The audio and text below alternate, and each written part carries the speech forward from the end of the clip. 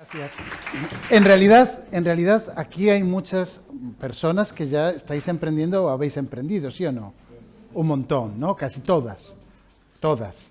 Y realmente este taller no es solo para aquellos que no han emprendido, sino es también para todos los que estamos con el gusanillo picado o con el bicho dentro del emprendimiento, que sí o sí vamos a seguir emprendiendo toda nuestra vida.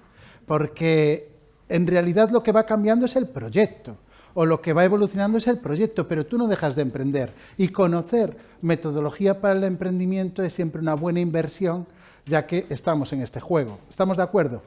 Pues eso es lo que vamos a comentar hoy y lo que vamos a intentar trasladaros en esta breve sesión en la que vamos a hablar precisamente de eso, del método que nosotros en la red de polos de apoyo al emprendimiento de la Xunta de Galicia llevamos a cabo con los emprendedores y las emprendedoras, que os tengo que decir que son mayoría, con los emprendedores y las emprendedoras que se acercan hasta nuestra red para recibir apoyo y poder acompañarlos en ese proceso que quieren realizar, que puede ser un proceso de comenzar una idea de negocio o puede ser un proceso de definir o acabar de definir y validar en el mercado esa idea de negocio para ver si realmente tiene tracción o no tiene tracción, funciona o no funciona el concepto que tenían en mente, o puede ser para mejorar procesos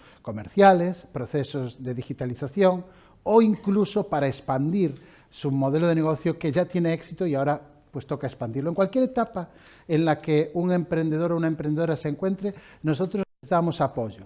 Y le damos apoyo a través de metodología, que vamos a comentar hoy, pero también les damos apoyo con lo que necesiten. Es decir, que tú tienes una necesidad en el ámbito digital muy específica que nosotros como, digamos, transversales no tenemos para resolverte. Buscamos el especialista y lo ponemos a tu disposición para resolver esas dudas. Eso es la red de polos de apoyo al emprendimiento y mi figura dentro de esta red es coordinar para que la experiencia de todas las emprendedoras y todos los emprendedores sea similar independientemente del polo en el que estén siendo atendidos y además facilitar todo lo que es esta metodología para que se aplique bien.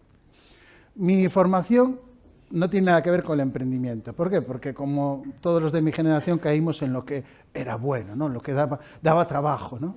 Entonces yo hice una ingeniería técnica, pero después me reconduje, me reconvertí, me quité esa parte y a través de un máster en dirección comercial y marketing, pues ya me metí en ese mundo y me encantó el marketing. Soy especialista en marketing de producto y trabajo el marketing de producto con los emprendedores. He trabajado con más de 200 proyectos de emprendimiento en los últimos 8 o 9 años, acompañándolos para tener éxito en el mercado. ¿Y qué es éxito en el mercado? Bajo mi punto de vista, éxito en el mercado es pasar de esa sensación de tener que perseguir al cliente para venderle a que cuando tú le cuentas lo que haces digan, ¿cómo? Háblame más de lo tuyo. Eso es éxito en el mercado. ¿Estáis de acuerdo, sí o no? Porque si ya consigues eso, el resto es ejecutar. Y esa es la propuesta troncal o el eje, digamos, vertebral en el que se basa lo que vamos a ver a continuación. Como os decía, la red, ya está ahí la cuña publicitaria, está a vuestra disposición para que entréis si queréis formar parte de ella. Es totalmente gratuito, no es un programa, o sea, uno entra cuando le da la gana, con el propósito que tenga y sale cuando le da la gana. Es decir, tú dices, pues yo tengo este reto, este objetivo y me gustaría apoyo. Lo tienes, lo vas a tener. Hay folletos abajo también para llevar, lo vas a tener. Vamos a trabajar contigo para ese reto y ese apoyo. ¿No va? Sí va. ¿Y por qué emprender con método? ¿Cuál es la motivación para aplicar teoría al emprendimiento? Porque a lo mejor uno, cuando se plantea el emprender, tiene muchas ganas de llevar al mercado la actividad que le motiva. Aquí todo parte de una motivación, de un gusto de lo que queremos hacer porque es la actividad que no hemos encontrado muchas veces un contexto empresarial que nos dé cabida para poder desarrollarla, la queremos desarrollar y queremos salir ya, ¿sí o no? queremos salir ya, empezar a movernos en nuestro entorno de actividad y empezar a tener éxito con esa actividad que queremos que sea nuestra fuente de trabajo y nuestra profesión. Sin embargo, pensemos por un momento. Vamos a ponernos en situación. Ya tenéis emprendimiento, ya tenéis negocio, ya tenéis empresa, pero vamos a ponernos en situación de que no la tuvieseis. O que vais a hacer una nueva, ¿sí? Vamos a hacer un nuevo emprendimiento. Y yo os digo, de vosotras todas, es que como solo estás tú, voy a decir siempre, te voy a incluir en el lado femenino, y así me ahorro el ir cambiando todo el rato. De vosotras todas, ¿quién apostaría a Caro Cruz? O sea, lanzamos una moneda al aire y si sale lo que has elegido, tiene éxito tu modelo de negocio, o sea, puedes vivir de él, te da un rendimiento dentro de 3 años. ¿Sí? Tenemos una idea, queremos llevar algo al mercado y decidimos esto. Tenemos un genio que nos dice, no te preocupes, te permito lanzar una moneda al aire. Y si sale lo que has elegido, es éxito. Vas a poder tener un salario, vivir de esto, tener gente contratada, lo que quieras. Pero si sale lo contrario, lo pierdes todo. Pierdes el esfuerzo, pierdes el dinero, la moral, lo pierdes todo. Levantad la mano las que os jugaríais el emprendimiento a Caro Cruz. Levantaste la mano y ya la bajaste rápidamente. Tú eres de Caro Cruz. ¿Y el resto qué? ¿El resto no? ¿Nadie? Preferiríais desarrollar el modelo, trabajarlo, esforzaros y demás, ¿no? Muy bien, muy bien. Que al final es un caracruz. Es peor. ¿Cómo es tu nombre? Nuria. Nuria dice, es un caracruz. Es peor. Y esa es la puñeta. Es que haces el método, pero es un caracruz. Es que en realidad a caracruz tenemos el 50% de probabilidades. Pero la estadística dice que solo el 40% de los negocios, que emprendieron en 2010 vivieron más de 3 años. Con lo cual estamos peor que la Caro Cruz desde el punto de vista de probabilidad. Qué jarrón de agua fría, ¿no? Sin embargo, desde 2010, porque las metodologías que ahora aplicamos tienen esa época más o menos, o sea, esto no es de hace 40 años, empezamos a disponer de digamos, sistemas metodológicos desarrollados allá por el 2010 en Estados Unidos, que empezaron a expandirse, etcétera, etcétera. Desde entonces, ya unos cuantos proyectos, todos los de las escuelas de negocios, todos los de las incubadoras, todos los de los programas, pues ya tienen conocimiento y ya empiezan a hacer las cosas de una forma ordenada. Y eso ha ido mejorando algo, hasta el punto de que ese 40% no fallece a los 3 años, ya duramos 5. Pues esto se puede mejorar, pero lo más importante no es que se pueda mejorar, es que lo que podemos conseguir es que seamos capaces de poner la estadística de nuestra parte, porque aplicando metodología, y ojo a este dato porque es cierto, pero solo si aplicamos metodología, no existe la posibilidad de fracaso. ¿Estás loco? ¿Qué significa eso? Significa que como validamos antes, si no hay la probabilidad total de tener éxito comercial, no emprendemos. ¿Y cómo es eso? Pues es lo que vamos a ver. El riesgo, si aplicamos metodología, se reduce radicalmente. Radicalmente es prácticamente al 100%. Después pueden pasar cosas extrañas y raras y venir guerras de Ucrania, crisis pandémicas y cosas de este tipo. Por supuesto, entonces no se puede decir el 100%. Pero desde el punto de vista de nuestra responsabilidad, es decir, de lo que podíamos haber hecho nosotros, va a estar totalmente reducido. Y va a estar reducido el riesgo económico, porque los procesos de emprendimiento validado implican que antes de invertir tienes la certeza de que te van a comprar, con lo cual reduces muchísimo el riesgo. Está totalmente contenido el riesgo del desgaste personal, ya que no nos vamos a sentir que hemos apostado todo nuestro esfuerzo y energía en algo que ha fracasado, porque no sentiremos esa sensación de fracaso, ya que estamos buscando respuestas para tener certezas, y eso no es lo mismo que una apuesta. como se suele hacer en el emprendimiento sin metodología. Y el riesgo de resultados, porque como os decía antes, realmente los resultados los vamos a tener antes constatados de llevar a cabo el emprendimiento. Así que, a cambio del esfuerzo de aplicar metodología, emprender con método, lo que vamos a evitar son patinazos, que ya tenemos una edad para llevarnos esos golpes a la hora de ponernos los patines, ¿no? Sin embargo, no todos son buenas noticias, porque un emprendimiento convencional en el que sales a vender y ya conseguí una venta, sí, con mi esfuerzo y mi motivación inicial, porque hay que vender, ya conseguí una venta y puedes ir evolucionando así poco a poco, de una forma muy lineal, pero en un emprendimiento basado en aplicar metodologías de emprendimiento, al principio pasas por un valle donde no estás vendiendo nada, que estás investigando el mercado, dedicándole tiempo, esfuerzo, mucho cariño y una pequeñita inversión para esa validación, a lo mejor una página web, un catálogo, unos desplazamientos, unas visitas comerciales, acciones de ese tipo, pero hay ese valle de inversión de tiempo y esfuerzo que después lo importante es que cambie el chip de estar intentando vender a que te compran, en el sentido de me interesa esto, vamos a verlo más detalladamente, y se dispara, ¿no? Pero pasar por ese periodo pues implica esfuerzo y tener fe en el modelo, trabajarlo con ganas y con pasión. Con respecto a los ingresos, pues en cambio es mejor en este parámetro, porque en el emprendimiento convencional tú emprendes montando algo, abriendo algo, construyendo algo, haciendo una inversión en algo que después buscas recuperar.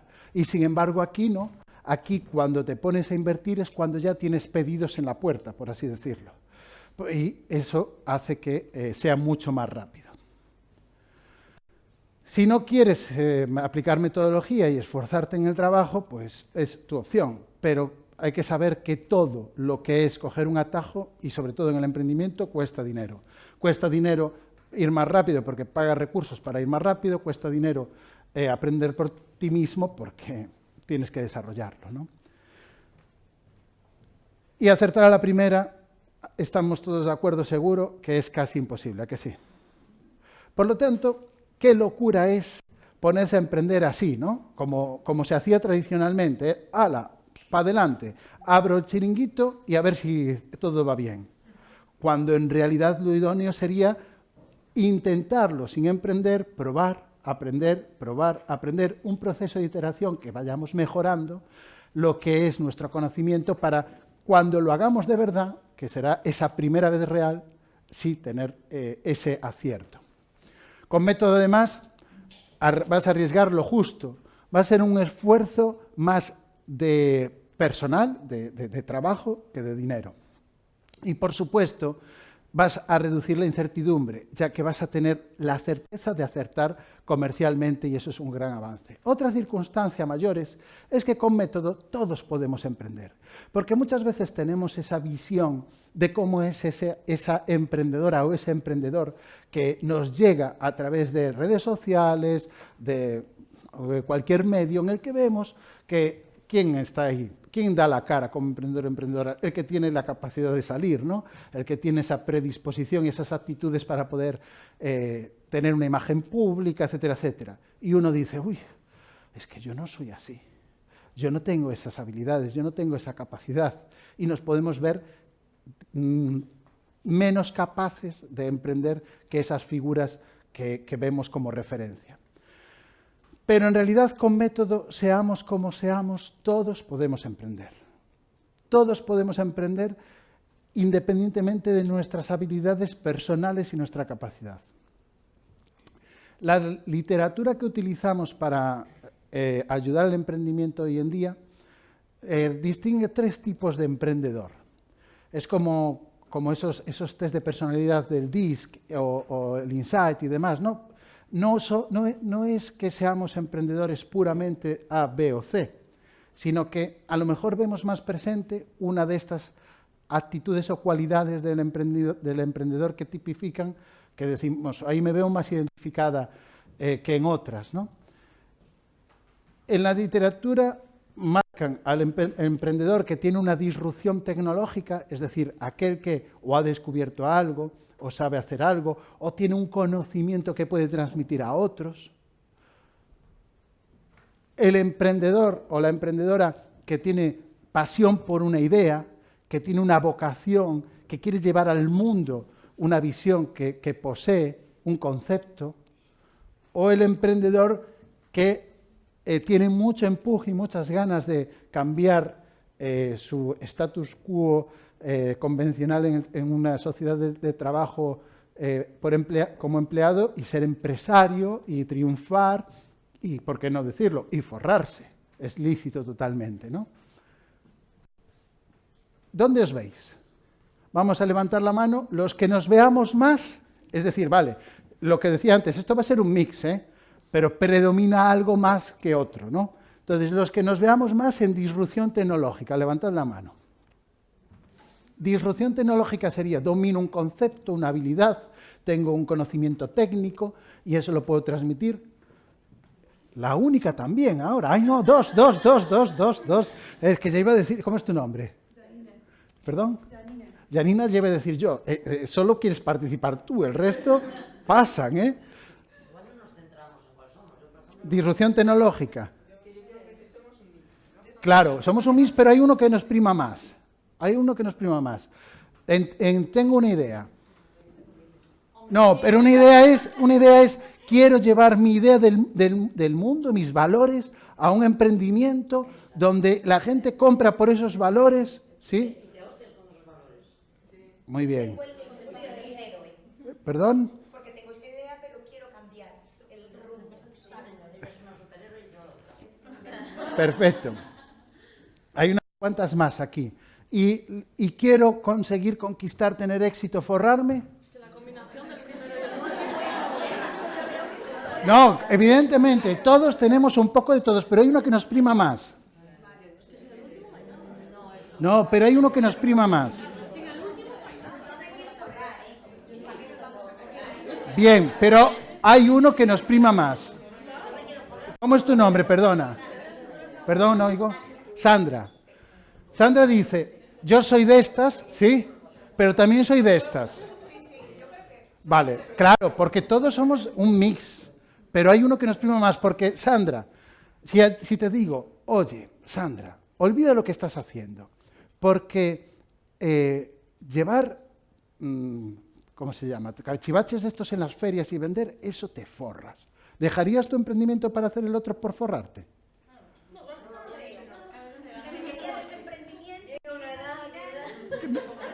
La cuestión es, lo que os quiero llamar la atención, sobre lo que os quiero llamar la atención es que si somos un poco más, si nos pesa más este perfil, el que tiene un conocimiento técnico, una disrupción tecnológica, una habilidad singular con la que es valorada por el público y se le puede vender, si somos este perfil, bien. Porque este perfil lo que le gusta es lo suyo, le gusta la contabilidad, el marketing, el storytelling, el no sé qué, lo que le guste. Y este perfil, que le gusta lo suyo, si le dices, fulanita, te va a funcionar mejor el emprendimiento si haces A, B y C, fulanita va a decir, venga, pues hago A, B y C, porque yo lo que quiero es vivir del storytelling o vivir de esto, de lo otro, de la ilustración o de lo que sea, ¿sí? Si somos de este perfil, o nos prima más este perfil, y es, fulanita, por aquí te vas a minar porque hay una tendencia, no sé qué, no sé cuánto, fulanita que dice, por ahí, ¿sí o no? Pero si eres de este, sois las que más peligro tenéis. Sí, correcto. Pero, y este pero no mata lo anterior, sino que vamos a hacerlo bien, muy bien, y si además de ser la del medio, tienes la flexibilidad suficiente para aplicar metodología y adaptar lo que tú quieres hacer a lo que es factible, que es lo que te ayudan tus amigos, tus socios, genial. Porque todas conocéis EcoAlf, ¿no? Por ejemplo. Me acuerdo hace 11 años en Santiago una charla del fundador, en un congreso de emprendimiento, Javier, nunca me acuerdo de los apellidos vascos, lo siento, y eso que tengo un suegro que es vasco y me costó decir Arrizabalaga un huevo, pero ahora ya lo digo, pero no me acuerdo de su apellido. Javier, el de Ecoalf, decía, mirad, yo voy a hacer una marca basada en la ecología, pero por encima de todo está el diseño. Y si los tintes no son ecológicos, los de calidad, pues van a ser no ecológicos. Y si las cremalleras no son buenas, las ecológicas recicladas, no van a ser recicladas. Porque es más interesante vender prendas hechas con tela de plástico y sacar mucho plástico del mundo que fracasar con un principio tan elevado que no mole nada la prenda y no se venda. Entonces, esa es la flexibilidad que si somos los del medio, que hay unas cuantas, tenemos que tener para aplicar método e ir por el camino que tenga éxito, porque será mejor que no tener unos principios tan rotundos que no tenga éxito, ¿no? Ay, esto no va muy bien. Ay, perdón. Entonces, el método va a ser una guía que después cada una adapta a su proceso y a su momento en el que está. Y nuestro método, es decir, el que nosotros empleamos en la red de polos para apoyaros, se basa en lo siguiente. Primero, en la disciplina de emprender, o el emprendedor disciplinado en su término inglés. Por aquí hay sonrisas que es el... Muy bien, buena lectura. Este libro cayó en mis manos, anécdota de abuelete, este libro cayó en mis manos cuando en 2008-2009 un compañero mío de trabajo, yo estaba trabajando por aquel entonces desarrollando producto para el operador de cable R, y un compañero mío de trabajo se fue al MIT, a Massachusetts, a Boston, al Instituto Tecnológico de Massachusetts, a hacer un curso de 2 semanas sobre emprendimiento y lanzamiento de startups. Y cuando viene flipado, pero flipadísimo, con el borrador de no distribuir, el borrador de este libro. Y los que llevábamos un tiempo ya improvisando para lanzar producto al mercado, cuando cayó esto en nuestras manos dijimos, joder, qué bien está. Así es que hoy en día no hay escuela de negocios, programa que no aplique lo que enseña este libro, ¿no? Divide en 24 pasos el proceso del emprendimiento con preguntas que hay que ir respondiendo y si fallas esas preguntas te tienes que volver atrás, es como un periodo de validación constante. Por eso le llama el emprendedor disciplinado o la disciplina de emprender, porque hay que recorrerlo todo y en ese orden. Diseñando la propuesta de valor, otro libro que suma un montón de conceptos importantísimos para facilitar el emprendimiento. Y lo que hacemos desde los polos es simplificar esto muchísimo. Es decir, ordenamos la forma en la que el emprendedor emprende y le hacemos las preguntas adecuadas para que pueda responder a las cuestiones clave de todos estos, de las esencias de estas metodologías y de estos libros, sin pasar el esfuerzo de digerir todos los conceptos y aprenderlos. Eso es lo que nosotros desde la coordinación facilitamos y los técnicos ejecutan. También a través de un proceso Lean, es decir, ¿qué es un proceso Lean Startup? Es un proceso en el que tú no haces desperdicio en la fabricación, es de donde viene el nombre, Lean Manufacturing, pues aquí evitamos el desperdicio en el emprendimiento, no gastando recursos y demás hasta que no tenemos la certeza del éxito. Y además con un plan de negocio funcional, con un plan de negocio que te permita evaluar cuáles son tus objetivos en función de lo que tienes que obtener desde el punto de vista económico, dividir eso en un plan de acciones y ese plan de acciones materializarlo de forma que seas capaz de llevarlo a cabo. Un plan de negocio funcional. Muy bien, vamos a jugar entonces un poco para dinamizar esto. Y no participes solo tú, todos. Vamos a jugar un poco y vamos a imaginarnos que vamos a tener un nuevo emprendimiento. A lo mejor ya lo tenéis en mente, a lo mejor ya lo habéis pensado. Vosotras ya tenéis ahora empresa o ya trabajáis como emprendedoras con vuestro propio negocio, pero a lo mejor ya hay algo con lo que estáis fantaseando y en plan, me gustaría hacer tal, ¿sí? Entonces, vamos a pensar en ello y si no tenemos, pensamos en algo. malo será, que no nos venga algo, ¿sí? Ya lo tenéis. ¿Alguien se anima ya a decir qué sería? Di, por favor. Acostar. Nos quedamos con el ejemplo de Laura, ¿sí? ¿Todas la escuchasteis? ¿Sí? ¿Más o menos? Muy bien. La manifestación de Laura, de lo que quiere emprender, es como solemos pensar todos nosotros. Es decir, con un orden en el que primero pensamos qué es lo que nos gustaría hacer. ¿A que sí? Y este es el primer punto que trabajamos a cualquiera que se acerca a la metodología y está en un momento incipiente. Y es que el orden de los factores, que en matemáticas nos da igual, en el emprendimiento lo cambia todo. Y el orden de los factores que normalmente aplicamos, el natural, el que tenemos en nuestra mente y el que es el normal, es el que ha manifestado Laura. Pero, sin embargo, no es el que nos da resultados positivos. Ahora vamos a avanzar en eso. Las preguntas que nos solemos hacer son estas, ¿no? ¿Qué voy a montar? ¿Qué voy a hacer? ¿Qué me gustaría? ¿Qué puedo aportar yo? Y con eso creamos una narrativa, una historia. Y esa historia suponemos que va a funcionar en el mercado.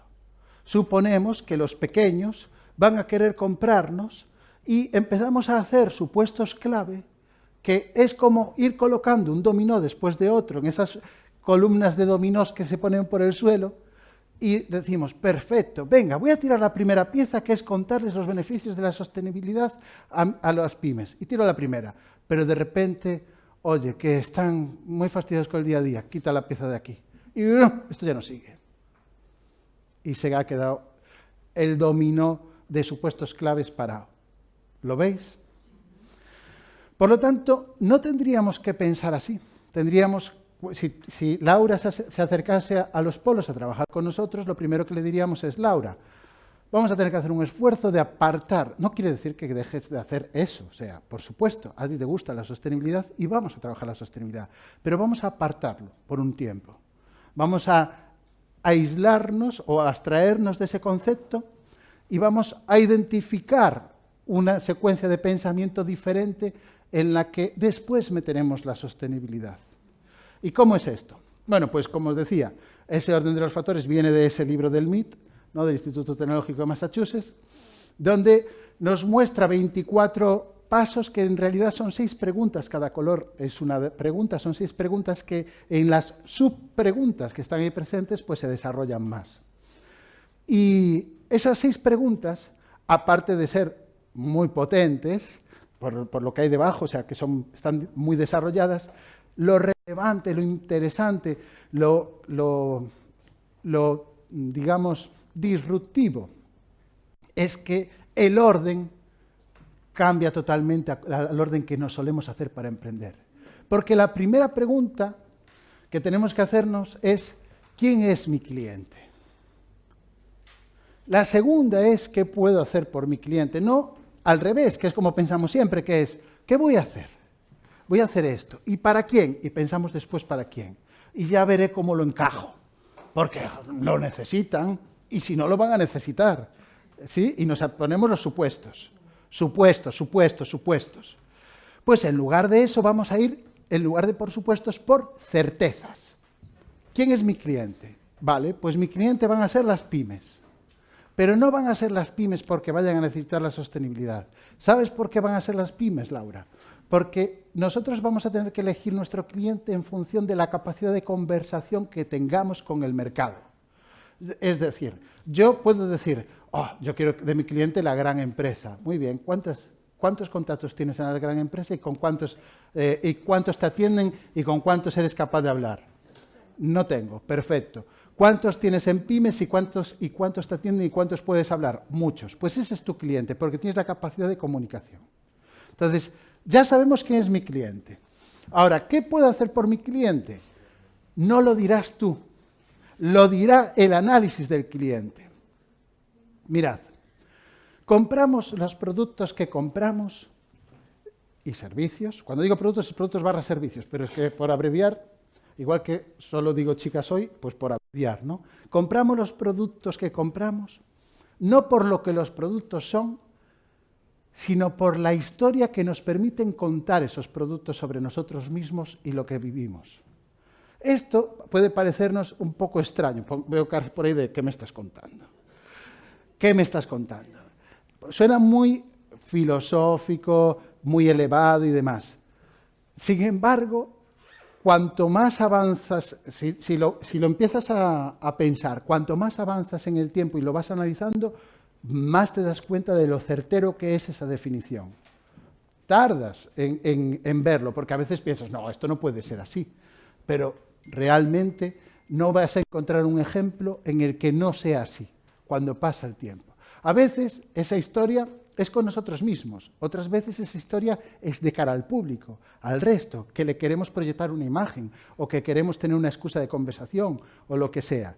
Pero compramos los productos, sobre todo, y servicios, por la historia que nos permiten contar de nosotros mismos, por la vivencia que nos permiten contar. Por lo tanto, ¿qué puedo hacer por mi cliente? Será clave identificar esas vivencias y esas historias que ese cliente anhela tener para después ver cómo nuestro producto le ayuda. La gente que lo está descubriendo y aplicando a diversos productos que nunca se había aplicado, están obteniendo un éxito brutal. Hay ejemplos que ya son muy claros, pero que como son ya tan claros, pues ya parece que, como ya son éxito mundial, ya parece que es el ejemplo manido, ¿no? En plan, ¿esto qué es? Esto es lo de siempre, o sea, ¿qué me estás hablando? Pero hasta no hace mucho, para las bebidas o las comidas, solo se hablaba de atributos del producto. Esta bebida es saludable, esta otra bebida es divertida, con burbujas, esta otra bebida es sin azúcar, esta otra bebida es, sí, atributos. Hasta que llegó un tío y vendió su bebida por lifestyle, es decir, por lo que anhelas contar, ¿no? ¿Quién fue? El de Red Bull. Red Bull es la bebida de los que hacen deporte extremo, deporte urbano, alternativo, etcétera, etcétera, ¿sí? Y hoy en día lo tenemos todos claro, porque lo asociaron bien. Actualmente, hasta la miel se está trabajando así. La miel, que aquí en Galicia, ¿cómo se trabaja la miel? Pues miel de bosque, de no sé qué, de no sé cuánto. Pues si miráis en vuestro teléfono Fathead Honey, gorda cabeza honey, Fathead Honey, veréis unos emprendedores de Nebraska donde venden la miel que tiene que tener el que es moderno hoy en día. Y solo viendo su web ya te vas a dar cuenta de que esa es la miel que mola. Es la miel que mola. Y no hablamos de otras cuestiones, ¿no? ¿Por qué? Porque me va a permitir contar mi historia de moderno, ¿no? Si ya tengo la barba hasta aquí, todo el armario lleno de camisas de cuadros, no me cabe un tatuaje más en los brazos, tengo que tomar por las mañanas Fathead Honey para seguir con mi modernez, ¿no? ¿Lo dije bien o lo dije mal? Lo dije bien, es que a veces cambio las palabras de sitio. Vale, entonces, ¿qué puedo hacer por mi cliente? Es identificar esos anhelos, identificar eso que aspira a ser o quiere ser para después conseguir arrimar mi producto para eso. Porque todos los productos, y lo estamos viendo con ese ejemplo de la miel, pueden ser una excusa, un pequeño peldaño, simplemente la percepción de que te estás acercando a ese anhelo que tienes. Por lo tanto, tendremos que identificar cuáles son los anhelos de las pymes, cuáles son los deseos de ese público que tenemos y contarle la sostenibilidad en esas claves y no intentar venderle la sostenibilidad, ¿sí? Después es cómo consigo que mis clientes sepan que existo, cómo saben mis clientes dónde está mi producto, para pasar a cómo consigo dinero de mi producto, que esto lo solemos poner aquí también, directamente, le voy a vender esto por esto, no, ya lo veremos después, Para finalmente saber cómo diseño mi producto de ahí en adelante, es decir, cómo voy a evolucionar el producto, porque producto es un concepto que por su terminología es un poco tramposo. Nosotros no vendemos productos ni servicios. Tenemos que empezar a cambiar esa palabra en la mente. Las palabras son muy poderosas, ¿a que sí? Cómo nos hablamos, lo que decimos y el significado es muy poderoso. Yo, por ejemplo, cuando hablo con vosotras digo vender, pero en mi cabeza no existe vender. Esa palabra la he quitado hace muchísimos años. Entonces, mi programación neurolingüística la cambia inmediatamente y para mí vender no es vender, es generar confianza. Punto. Porque si busquáis en el diccionario vender, veréis acepciones muy negativas. Acepciones como vender, intercambiar la propiedad que uno posee por dinero, pero después viene, dicho de una persona, ser un vendido. Faltará la palabra. Dejarse sobornar, venderse. ¿No? O sea, todo es negativo en vender en el diccionario.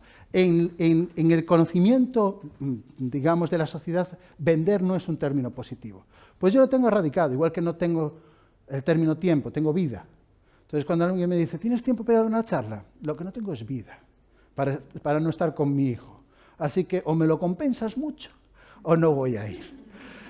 Por lo tanto, claro, ahí estamos dispuestos. Entonces la cuestión es tiempo, vender y aquí producto. No vendemos productos ni servicios, soluciones. Soluciones, y como vendemos soluciones, la solución va cambiando a lo largo del tiempo, igual que cambia lo que puedo hacer por mi cliente, porque esto evoluciona. Porque hace unos años no teníamos tanta necesidad tecnológica y de digitalización como hoy en día, y ahora se ha acelerado, ha evolucionado. Entonces mi solución también tendrá que evolucionar si está en ese ámbito, etcétera, etcétera. El cómo detecto hacia dónde evolucionarlo es este punto. Y finalmente, cómo hago que ese negocio escale. ¿Sí? Esta es la secuencia. Lo más importante y relevante es llegar hasta el punto número 4 y después no olvidarnos de los otros, pero esos 4 para iniciar el emprendimiento. Si tenemos éxito recorriendo este camino, estaremos muy cerca del éxito comercial, porque estaremos ante la certeza de que el cliente tiene interés en nuestra solución y nuestra solución es una solución real a una necesidad que hemos constatado en el mercado. Así que la primera pregunta es, ¿quién es mi cliente? Una pregunta típica, fácil, ¿verdad? Como, ¿qué es el tiempo? Como lo manejamos todo el día, podríamos definirlo. Pues esto es lo mismo, ¿no? ¿Quién es mi cliente? Cuesta muchas veces definirlo. Y entonces empezamos a decirlo, lo tenemos muy claro, y resulta que mi socio dice, no, porque el cliente es el otro, ese es el usuario, el otro no sé qué, no sé qué. Y empezamos allí un debate interesante, ¿no? Por lo menos. En marketing nos gusta distinguir la entidad cliente al menos por 2 roles. No 2 personas, 2 roles. 2 roles que pueden ser múltiples personas o pueden ser múltiples pensamientos en una sola persona. Pero 2 roles que identifican esta entidad. Y esos roles son el usuario y las unidades de decisión de acción, por sus siglas en inglés DMU. Usuario o usuarios y unidad de decisión de acción o unidades de decisión de acción. Pueden ser múltiples en cualquiera de los 2. En un consumo individual, los 2 roles están en mi cabeza. Es lo que Seth Godin, un divulgador y escritor de marketing en general, le da la similitud con el elefante y el jinete.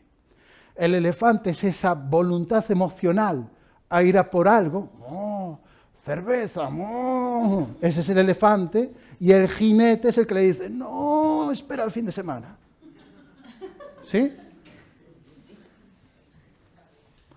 Entonces, usuario es la voluntad emocional que es muy potente, que es el elefante. DMUs, los jinetes que le meten racionalidad, que nos sirve así para entenderlo fácilmente, aunque en la de Seth Godin es más liviana y aquí en esta es un poco más complejo, pero da igual, nos sirve. Entonces ya tenemos un poco más de conocimiento. Veamos cómo es esto. Imaginemos un producto como un juguete para una niña pequeña. ¿Quién es el cliente? No lo sé.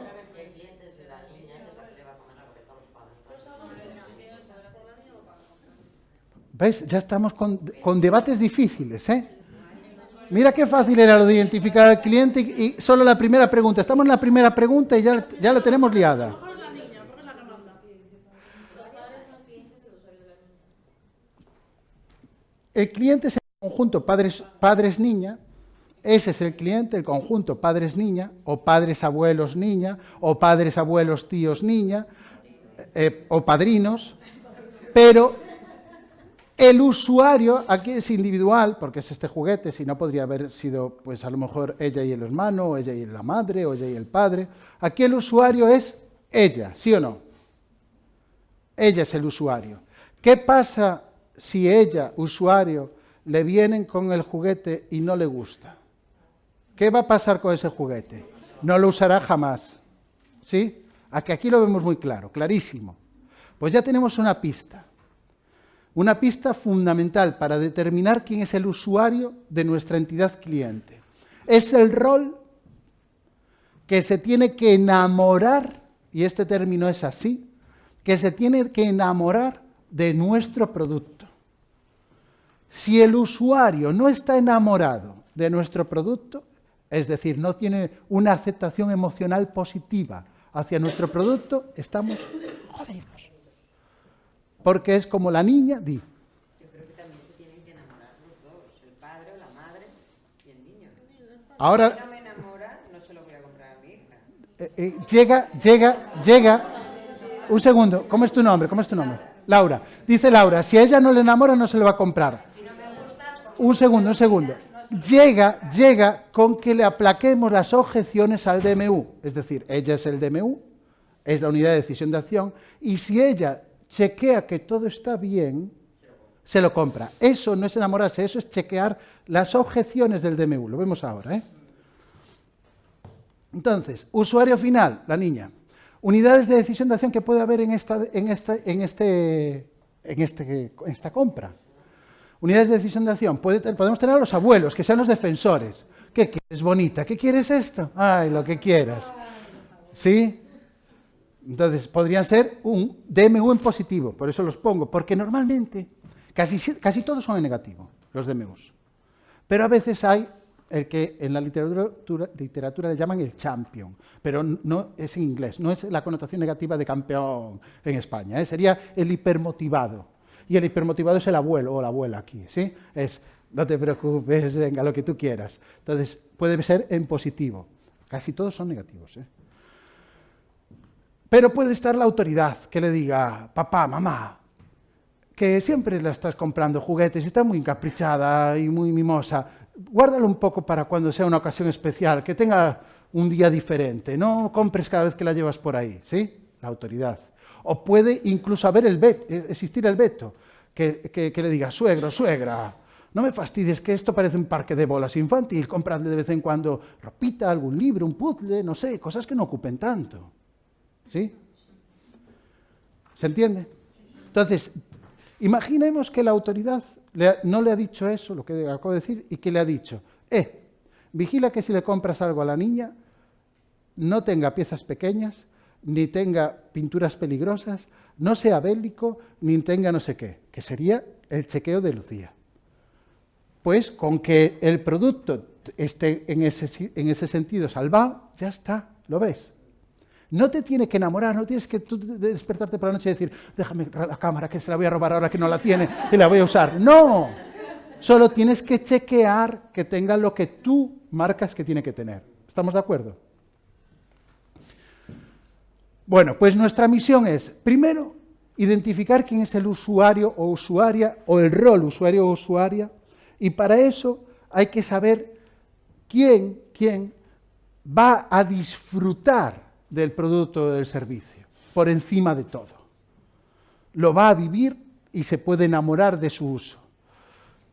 Y trabajar para enamorarlo, y trabajar para aplacar las objeciones que van a poner el rol de DMU.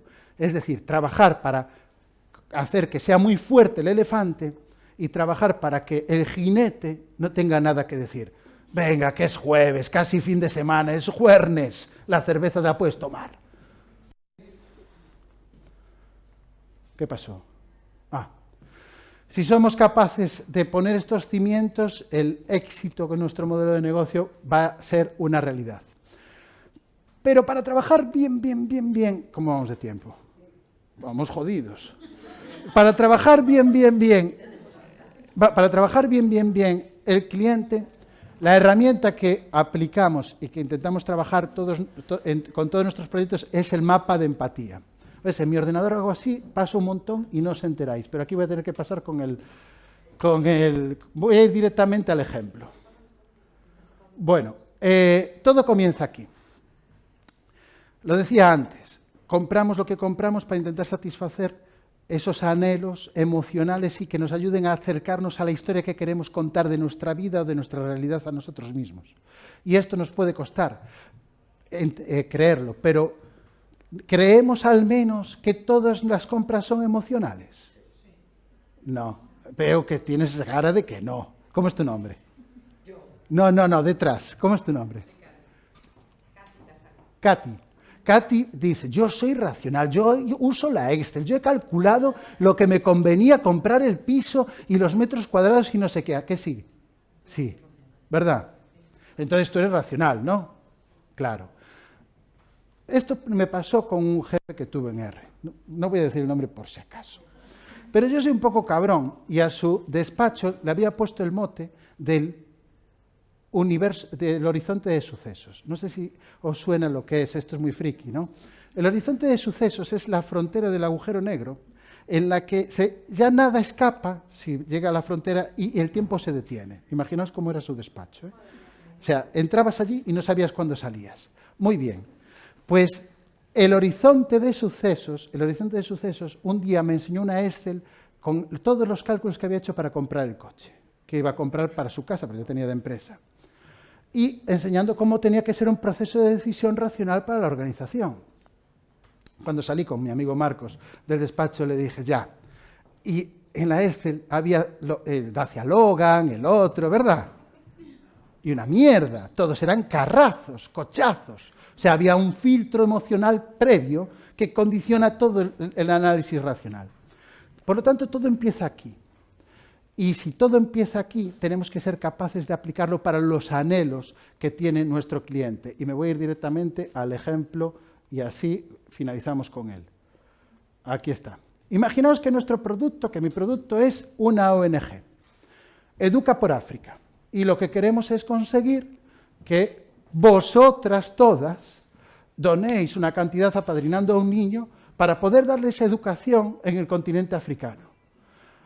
Y decimos, ¿quién es mi cliente? Mi cliente son las madres que tienen empatía porque tienen niños y, oye, pues me van a entender que educar a los niños en África dando una pequeña cantidad. Y podría hacer un anuncio, una comunicación del tipo, por menos de €1 al día, apadrina a un niño en África. Y conseguirás que tenga estudios y la misma oportunidad que un niño puede tener en España. Educa por África. ¿Sí o no? Podríamos hacerlo así. Muy bien. ¿Cómo íbamos a conseguir pasta? Ibais, las que sois madres o las que seáis madres, ibais a pensar, voy a ver a quién le doy un apadrinamiento este mes. O tendríamos que contratar a mercenarios en las plazas de las ciudades para que os asalten y os hagan chantaje emocional para firmar un apadrinamiento. Es decir, vender, no que nos compren. ¿A que sí? Pero si pensamos y trabajamos en quién es mi cliente, qué anhela ese cliente y su mapa de empatía, nos daríamos cuenta de lo que más ambiciona una madre, su mayor preocupación en la vida, ¿cuál es? Sus hijos, ¿sí o no? Y nosotros somos Educa por África. O sea, sé quién es mi cliente, lo que le preocupa a sus hijos y nosotros somos Educa por África. Pues podríamos, en lugar de ir pidiendo una cuota, decirle o sacar al mercado. Sacamos unos libros que se llamen Fábulas Africanas, historias de animalitos que te permitirán leer con tu niño cada noche una aventura que le inculcará valores. Y mientras tú educas a tu niño, con los beneficios nosotros estaremos haciendo lo mismo por África. Cuando vayan esas madres a mirar opciones de lectura, se interesarán probablemente por este. Eso es lo que hacemos al aplicar metodología para emprender. Así que os invito a que entréis en la web, miréis el folleto y si os parece interesante, incluso que entremos en contacto. Espero que el taller de hoy haya sido interesante para todas vosotras, ojalá que sea útil y al menos una horita entretenida que se ha pasado volado para mí por lo menos.